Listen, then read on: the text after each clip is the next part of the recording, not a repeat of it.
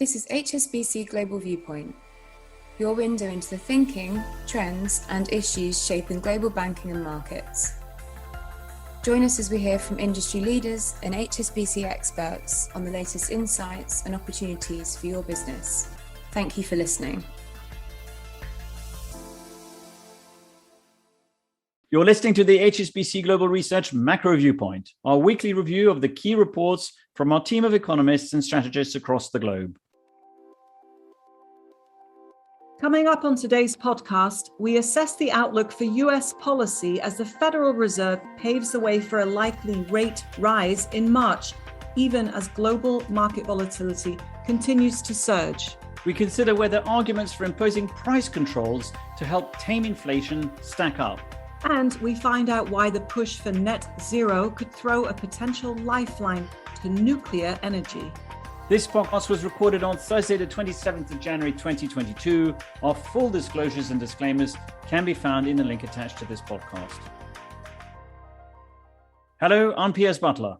And I'm Aline Van Dyne. We begin this week in the US, where at its meeting, the Federal Reserve signals its intention to hike interest rates in March. In addition, hawkish comments further weighed on already volatile equity markets and other risk assets. For more on that and the other key takeaways from the meeting, let's speak to Ryan Wang, US economist. Ryan, there were some quite interesting comments as well from Fed Chair Jerome Powell. Talk us through the highlights. Chair Powell made a series of interesting comments in his press conference. He described how economic conditions are very different today than they have been in previous cycles, with inflation running high, with labor market conditions very tight. And he talked about other issues as well. When asked about recent declines in US and global equity markets, he described how while the Fed is always paying attention to financial conditions, he didn't consider recent developments to be a near-term risk to financial stability. And so these comments and others where he talked about the idea that inflation continues to run higher than the Fed has been looking for, and that if the FOMC had updated its economic projections, that he personally might have even boosted his core PCE inflation forecast by a few tenths. All of this left markets with a hawkish interpretation of where the FOMC might be headed with its policy later this year. So on the policy front, what does this mean for interest rates? What we think is really going to be important is the course of inflation later this year. The Fed is still of the view that inflation will gradually decline over the course of 2022. And we have a similar view that core PC inflation could be on the downward trajectory as early as this spring. And so this will be crucial to the outlook for what the Fed eventually delivers. If inflation stays higher than expected, well, then the Fed could end up raising rates more quickly than we anticipate and in greater magnitude. But conversely, if inflation does begin to cool off, well, then the Fed will feel less pressure to tighten monetary policy. Now, there's, of course, also another prong to this, which is the balance sheet. What are we expecting there? Because quantitative tightening is on the horizon, isn't it? That's right. And here we've adjusted our expectations a little bit following the latest FOMC meeting. We now expect that quantitative tightening will commence sometime in the third quarter of this year, following a formal announcement in either June or July. And furthermore, we've taken the view that in the first year of balance sheet shrinkage, the total quantum of reduction could be as much as $1 trillion. And so the Fed announced at its latest meeting that it would still rely primarily on changes to its reinvestment policy when it decides to start shrinking its balance sheet, as opposed to outright sales of securities. But nonetheless, this will be another form of monetary tightening that markets will have to grapple with sometime later this year. Ryan, thanks for the latest update. Thanks, Elaine. On this hot topic of inflation, Stephen King, senior economic advisor, has been looking at a new narrative that has emerged recently, which argues for targeted price controls rather than tightening monetary policy. Stephen joins me now. Stephen, welcome to the podcast. Well, thank you, Piers. Stephen, is it fair to say that inflation is no longer being seen as a transitory phenomenon? Well, of course, Jay Powell, the chair of the Fed, has already banned the use of the word transitory, but when you look around the world, it's pretty obvious that inflation in many countries is significantly higher than expected, and also spreading across a range of goods, services, and labor markets. So I think it is much more entrenched, much higher than people might have feared or expected 6 months or a year ago. And that, I think, is a major economic policy problem. Talking about policy, what are the implications in terms of government policy? Well, the standard approach, of course, to dealing with inflation is to tighten monetary policy, to raise interest rates, which is the job of central banks. But what is odd at the moment is that because of the pandemic, because of ambitions to build back better, and because some of the inflation is associated with supply chain disruptions of one kind or another, there's a sort of sense in some quarters that this is not your normal inflation, therefore can be dealt with in other ways. And one way it's been talked about quite a lot, and in some cases enacted upon, is the idea of price controls, whereby you effectively have government edicts that prevent prices from rising beyond a certain level across a range of different industries, in the hope that by imposing these kinds of rules, you can prevent inflation from rising. In the report you just published, you argue that price controls would be a mistake. Why is that?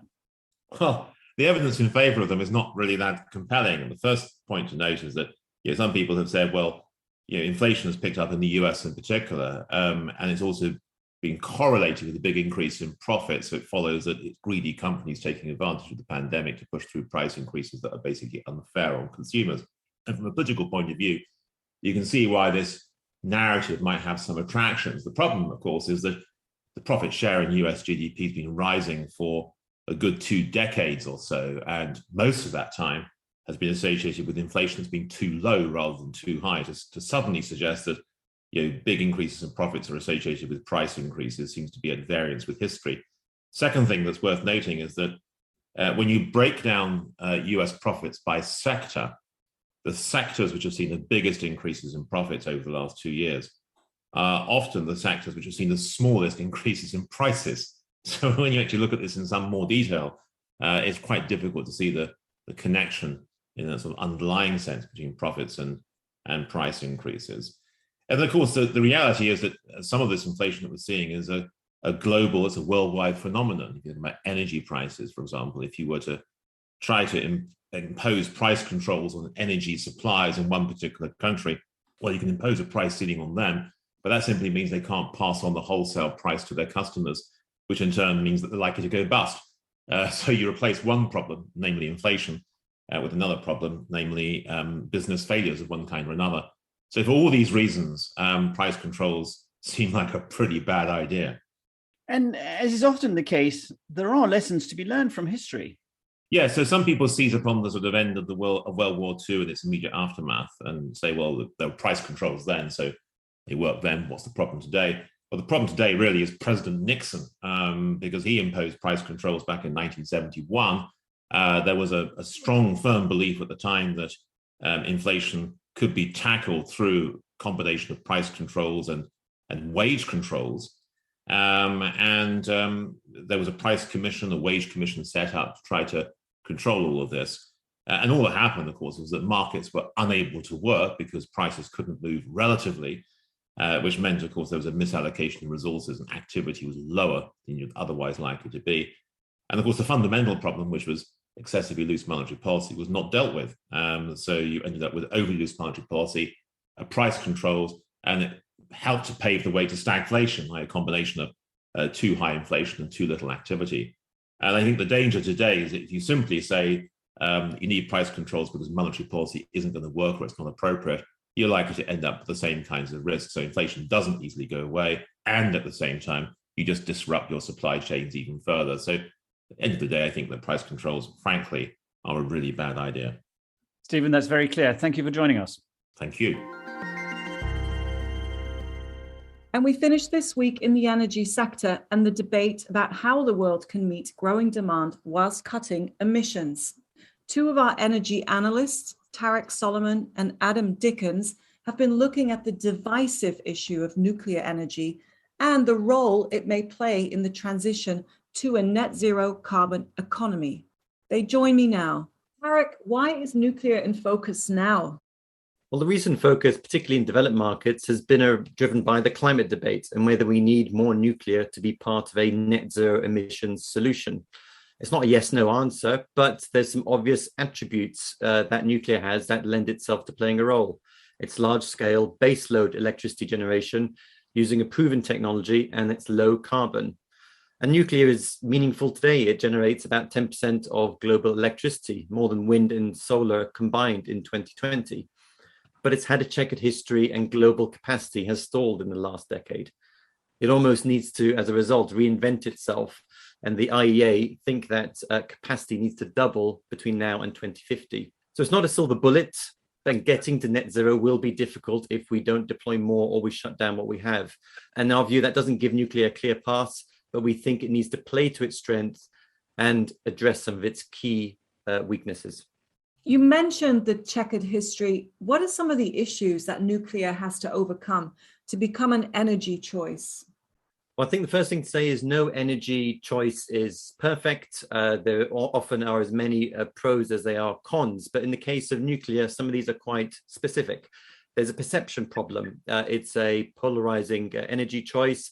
Public opinions and that of governments can be quite strong in one direction or the other, usually around the issue of safety. And we saw that bear out in the debate around its inclusion in the EU's guidelines around sustainable investing or the taxonomy. Costs are another issue. Overruns and project sort of budget blowouts have become increasingly common at nuclear. And then there's this issue around the toxic waste that is a result of using it as an energy source. There's no real consensus on how to deal with it and what the risks are in the long term around that. One of the things you looked at are the differences between emerging and developed markets. Adam, can you talk us through the experience in Europe? Of course, yes. The European nuclear industry is shrinking. We've got half of, if we take the EU plus Switzerland and the UK, half of the countries have no nuclear, have no intention of having any. And 2/3 of the rest have nuclear, but don't intend to replace the plants that they have when they cease production, leaving a small amount of fans which want to renew nuclear through rebuilding part of what is going to disappear over the next few years. So we have a fleet which is 35 years about on average in Europe, with nothing built in the last 15 years. And those opening over the next 10 years, only actually opening because they're so late. They should have actually opened in the last decade. Overall, nuclear is shutting about twice as fast as it's opening in Europe, with some new build certainly coming up later on into the 20s and the 30s, but not enough really, in our view, to stop this inexorable decline of the nuclear industry. Now, Tarek, there is a slightly different picture in emerging markets, isn't there? That's correct. So in this report, we get insights and input from regional analysts who provide the picture from Asia and Russia, as well as Europe and the US. And as Adam described, whilst most developed markets have the most pressing emissions goals, they're in fact struggling to decisively choose a path around nuclear. And so the large majority of future expected growth in nuclear capacity is going to come from the emerging world, often with a view to meet growing energy demand rather than necessarily explicitly around climate change. So China, for example, is set to have the largest nuclear fleet by 2050 at just under half of global capacity. Russia's national nuclear energy company is the most active today in terms of building reactors, with a project backlog of around $140 billion. So the activity at the moment now is in the emerging world, and the developed world is somewhat pondering its future. And looking ahead, Tarek, are there any innovations to highlight? The more current innovation is around small and modular reactors. And as the name suggests, this is the idea that making nuclear reactors smaller, simpler, more nimble, and ultimately, hopefully, cheaper by avoiding some of the pitfalls of larger units like expensive and often delayed construction. Now, these small modular reactors are part of, for example, the UK's 10-point climate plan, and Rolls-Royce has planned to develop 10 of these by 2035. So more of a next 10-year story. There's capital that's been raising both on the public and the private side to fund that, and that seems to be moving along quite quickly. The slightly more horizon innovation is all around nuclear fusion, which is the holy grail, I guess, of limitless carbon-free energy. But one could always point to the fact that it's always been around the corner. And even though there's more money and more R&D going in it today, there's no real immediate sign of commercialization just at the moment. Tarek and Adam, thanks very much for talking to us. So that's all from us today. Thank you to our guests, Ryan Wang, Stephen King, Tarek Solomon, and Adam Dickens. From all of us here, thanks for listening. We'll be back again next week.